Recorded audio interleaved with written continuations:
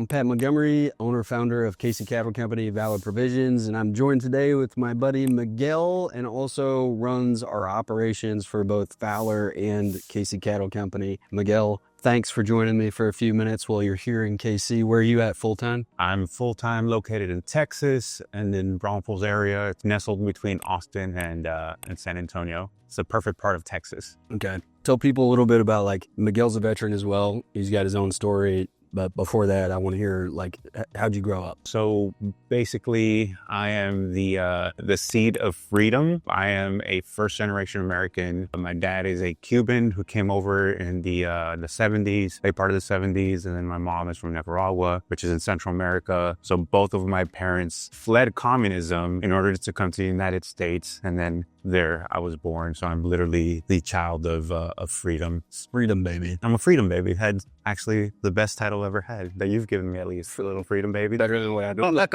Yeah, absolutely. So what convinced you to go the military route? So I think one of the biggest things is, I think, like most of the, I guess, our generation, the GWAT generation, we grew up with all these awesome stories, Rambo, Navy SEALs, all of the cliche 90s military movies that really had a calling to me. I knew that I wanted to serve, and especially coming from a family of immigrants, it was like, hey, I have this opportunity to really kind of thrust my family, my future family, into this kind of really cool story of giving back to your country, right?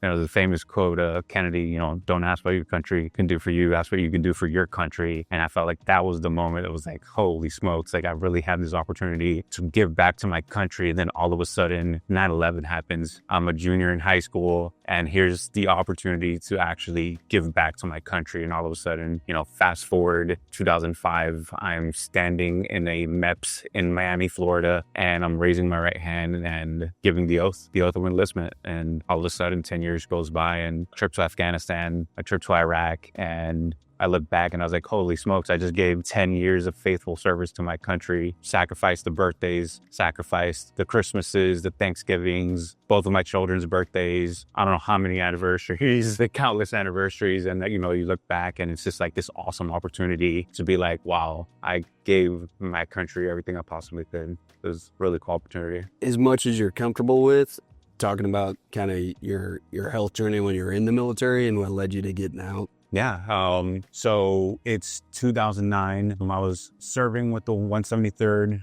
Airborne Unit out of Europe. We're actively in Afghanistan, and just weird set of events happened in my life where I got injured, complete freak accident in Afghanistan. I ended up breaking my head, walked around for about 10 days with sutures on my forehead, raccoon eyes, because I got hit essentially in the head so hard that it was creating a back pressure. So I had the bruising, the visible bruising, I had some swelling, and about day 10, I'm gonna go back to work, go back on patrol. My wife, the saint that she is, she ended up making a few phone calls, which got back to my commander and was like, hey, what's wrong with your face? Why are you bruising? Why is your wife calling me? What's going on? And I was like, oh, well, sir, no, I broke my head. I think I'm good. I'm just going to go back on patrol. He's like, no, you're not. I need you to go get your head checked. So I get flown to Bagram. I get to Bagram Airfield. I get a CT scan done of my head. They're like, hey, just go in this tent, hang out. It'll be a couple hours and, we'll send you back to your unit.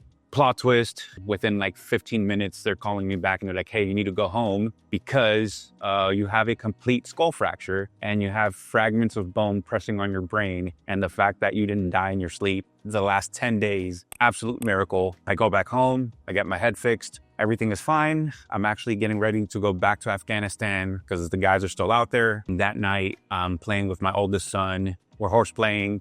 He hits me downstairs. Long story short, I felt a lump, and it ended up being stage 3 testicular cancer, which completely flipped our lives as a whole. Because, at that point in time, I thought I was going back to Afghanistan to be with my guys. Instead, I spent the next 18 months battling cancer. I did chemotherapy for about 13 months. I did some radiation. On top of that, I did about 3 different surgeries to kind of retrieve the tumors that had spread throughout my body. So it was a complete 180 pivot in the opposite direction where I was like, hey, I'm doing the thing that I wanted to do, was serve my country. I was in Afghanistan. I had a mission, I had a purpose, and all of a sudden it was all taken away. And now I was kind of just fighting for my life. And at the same time, trying to be a dad, trying to be the rock of the family. And all of a sudden, I had to hand that off to my wife, where she was kind of like the source of strength in our family, because not only was I sickly, but I was also kind of dying from the inside out. So, well, I will say, whoever sutured you, you still got a face for TV, so it looks good. There's this like little scar that goes up and over my head, but if you look right here, our medic thought it would be really funny to put like a little Harry Potter thunderbolt on my forehead. So that's great. I always try to sell myself. I'm the like Hispanic Harry Potter. I love it. Yeah. I love it, man. So you got out of the military for those reasons. Like the rest of us, the transition is not easy, right? So you go back to school, you do your undergrad, your MBA, you land a really good job for a couple years that ended up with you parting ways this year. Yeah. And I got introduced to you through that time period, right before Hot Dog 2.0. So if you want to blame somebody for your orders not getting outdoor, it's me. Yeah, it's me. Just blame this. I'm just kidding. He literally got thrown in the pit. I think his first week he flew in, and I was like, cool, I got to go to like I'm going to Montana today, and then I got to be in Texas later this week. So like, good luck. But we've been incredibly thankful to have him. But the last part I want to tell is like, why did you choose to come be part of this team? Yeah, I think one, Pat is really, really convincing. I know you guys love hearing his story. So do I. I'm all in. But I think one of the things that really resonated, almost hit home, back to the beginning of my story of being able to give back. Like, yeah, I might not be serving, I might not be in uniform, but I know what we're trying to accomplish. Our food sources in this country is literally a matter of national security. We all know this. It's not a matter of, tinfoil hat anymore. Like, we know this to be true. And when Pat was like, hey, I'm going to do this thing and we don't know how we're going to do it, but we know we're doing the right thing and it's going to be difficult. Are you in? I'm like, yes, 100% I'm in. I don't think I thought about it more than